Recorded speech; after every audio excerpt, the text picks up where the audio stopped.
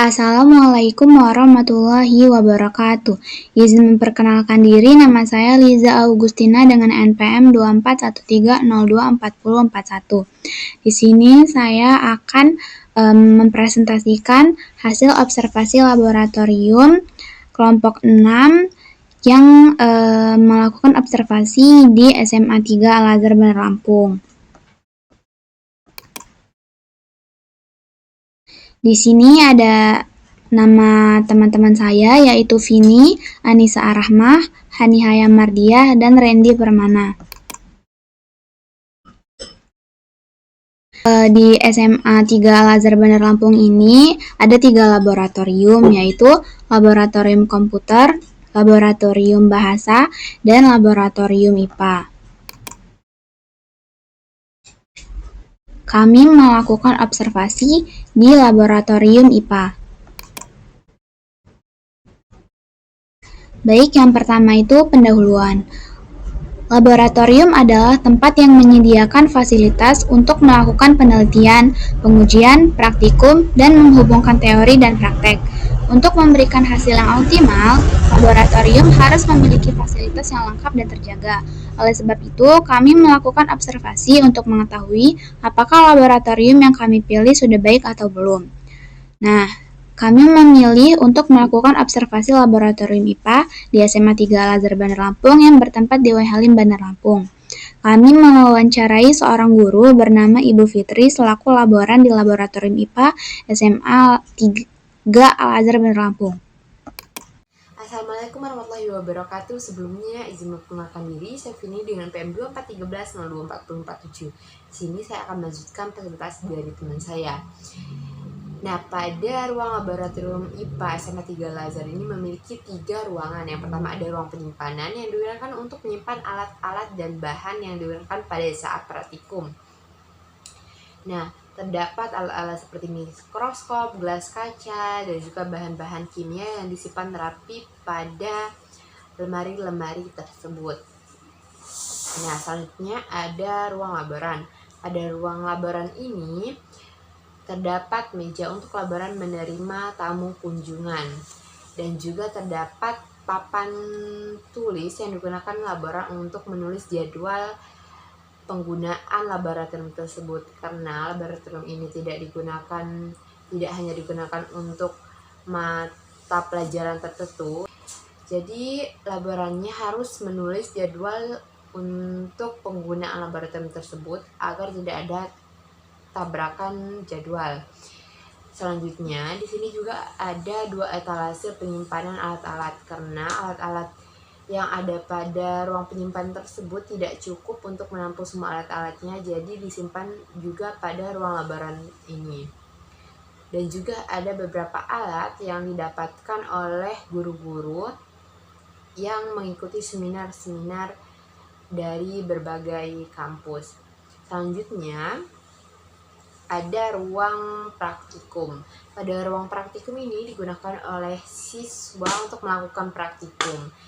Di sini maksimal itu bisa digunakan untuk 45 siswa, dan untuk kursi dan mejanya itu terbuat dari kayu. Untuk kipas anginnya sendiri terdapat 6 kipas angin. Di sini juga digunakan untuk menyimpan hasil proyek siswa seperti replika virus, replika DNA, dan lain-lain. Dan juga ada wastafel di samping kanan kiri laboratorium ini. Baik, sekian yang dapat saya sampaikan. Saya akhiri. Wassalamualaikum warahmatullahi wabarakatuh. Assalamualaikum warahmatullahi wabarakatuh. Sebelumnya izin memperkenalkan diri, nama saya Randy Permana dengan NPM 2413024085. Saya di sini akan menjelaskan penggunaan laboratorium. Laboratorium ini hanya digunakan untuk pembelajar ilmu pengetahuan alam seperti biologi, kimia, dan fisika. Dalam penggunaannya, untuk mata pelajaran IPA, laboratorium yang ada di sekolah ini hanya ada 1 dan digunakan secara bergantian.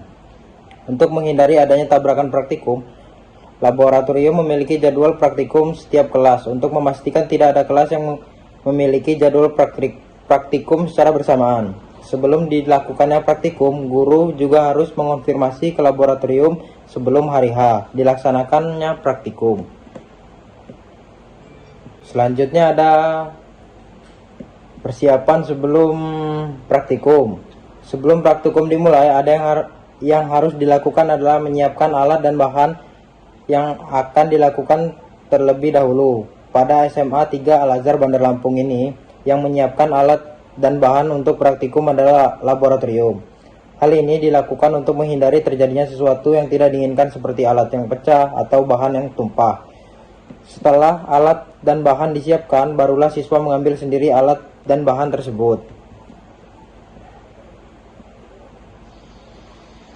Alat dan bahan laboratorium. Alat dan bahan yang ada di laboratorium pada SMA 3 Al-Azhar Bandar Lampung ini mencakup alat laboratorium pada umumnya seperti mikroskop, gelas beker, tabung reaksi, alat peraga manusia atau troso, alu, dan lain sebagainya. Untuk bahan-bahan yang diperlukan untuk penelitian ada banyak jenisnya, misalnya spiritus, methyl blue, pewarna, cuka, alkohol, dan sebagainya. Alat dan bahan tersebut digunakan siswa untuk menjalankan praktikum dan tentunya diawasi oleh guru mata pelajaran atau laboratorium. Izin memperkenalkan diri, nama saya Anissa Arahma dengan NPM 24130240053. Di sini saya akan melanjutkan penjelasan dari teman saya mengenai observasi yang telah kami lakukan. Selanjutnya itu adalah perawatan laboratorium. Jadi untuk perawatan laboratorium, semua yang menggunakan laboratorium ikut bertanggung jawab dalam perawatannya. Misalnya dalam mencuci alat-alat setelah digunakan, siswa ikut membantu didampingi oleh laboran. Lalu untuk kendala dalam mengurus laboratorium itu adalah tidak ada struktur organisasi dan hanya ada satu orang laboran yang mengurus laboratorium tersebut. Seharusnya dalam kepengurusan laboratorium terdapat kepala laboratorium, koordinator laboratorium, teknisi, laboran, dan asisten laboran.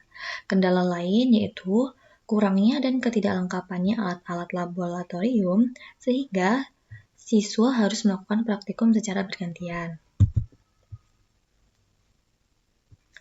Lalu yang selanjutnya ada tata tertib dalam laboratorium.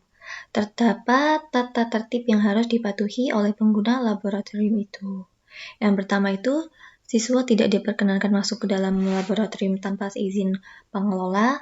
Yang kedua, siswa masuk ke dalam laboratorium 5 menit sebelum praktikum dimulai. Selanjutnya, sebelum melakukan praktikum, siswa mempelajari terlebih dahulu petunjuknya. Yang keempat, semua alat tulis seperti tas, buku ditaruh tempat yang ditentukan. Yang kelima, alat dan bahan yang tidak diperbolehkan dibawa keluar tanpa seizin guru.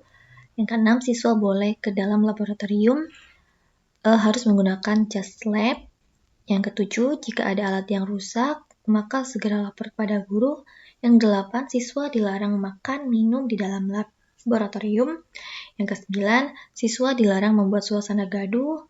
Yang ke-10, setelah selesai melakukan percobaan, alat-alat praktikum harus dibersihkan kembali. Yang ke-11, sampah dibuang pada tempatnya. Lalu yang ke-12, siswa harus mengisi lembar kerja sesuai dengan petunjuk guru. Dan terakhir, sebelum meninggalkan ruangan laboratorium, meja dan kursi praktikum harus dalam keadaan bersih. Sekian, selanjutnya akan dilanjutkan oleh rekan saya. Materi berikutnya yaitu terkait standar operasional prosedur.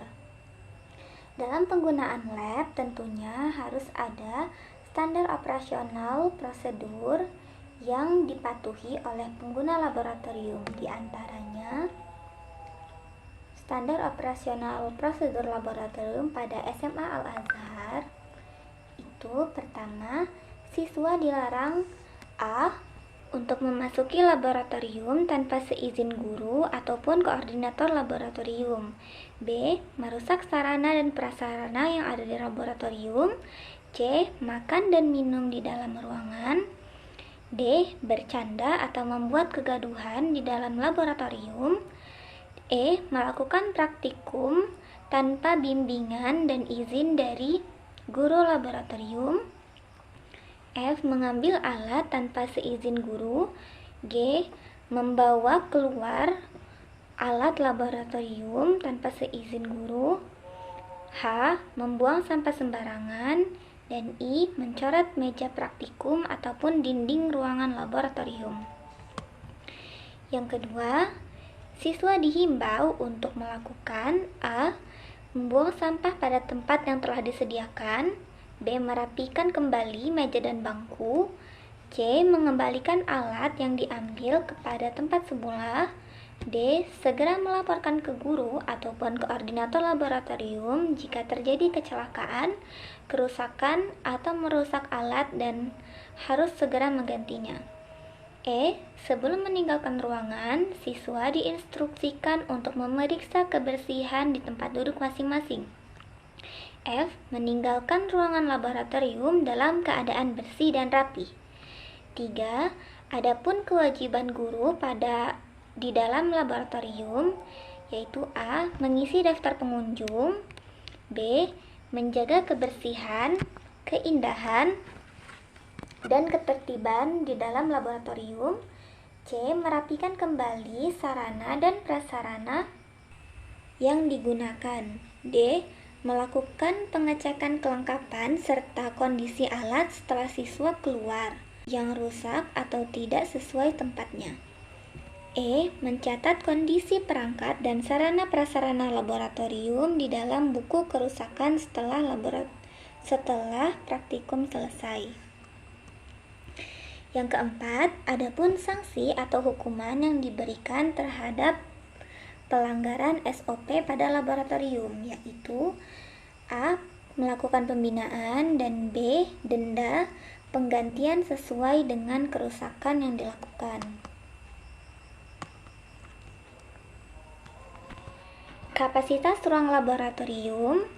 Laboratorium pada SMA Al-Azhar dapat menampung sampai dengan 45 orang. Akan tetapi, ruang laboratorium sebenarnya tidak memenuhi standar ukuran dengan daya tampung 45 orang.